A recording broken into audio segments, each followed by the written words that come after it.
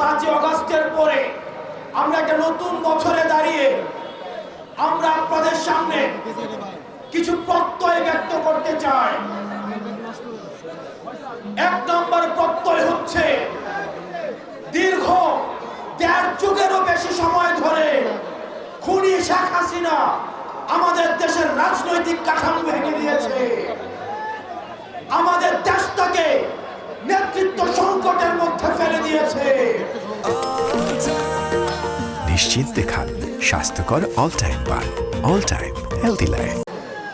আমরা যখন দেখেছি আমাদের পূর্ব প্রজন্মের যারা নেতৃত্ব রয়েছে তারা বিভাজনের রাজনীতির কারণে বছরের পর বছর এই ফ্যাসিবাদ মুক্ত বাংলাদেশ গড়তে পারেনি, তারা ব্যর্থ হয়েছে।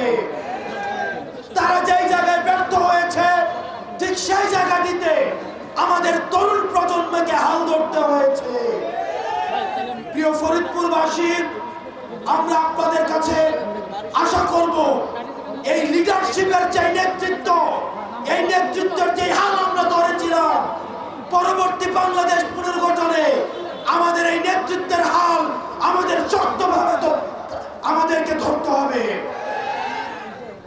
প্রিয় ফরিদপুরবাসী, আপনারা জানেন 8 আগস্ট সরকার গঠন করার পরে আজকে আমরা জানুয়ারির আজকে 6 তারিখ 2025 সালে এখনো পর্যন্ত কিন্তু আমরা দৃশ্যমান একটি বিচারও আমরা দেখি নাই। 2009 সালের পিলখানা হত্যাকাণ্ডের একটা বিচারও হয় নাই। 2014 শাপলা হত্যাকাণ্ডের কোনো বিচার হয় না। আপনারা জানেন 2014, 18 এবং 24 যেভাবে নির্বাচনী কারচুপি করা হয়েছে সেগুলোর এখনো পর্যন্ত বিচার করা হয় নাই।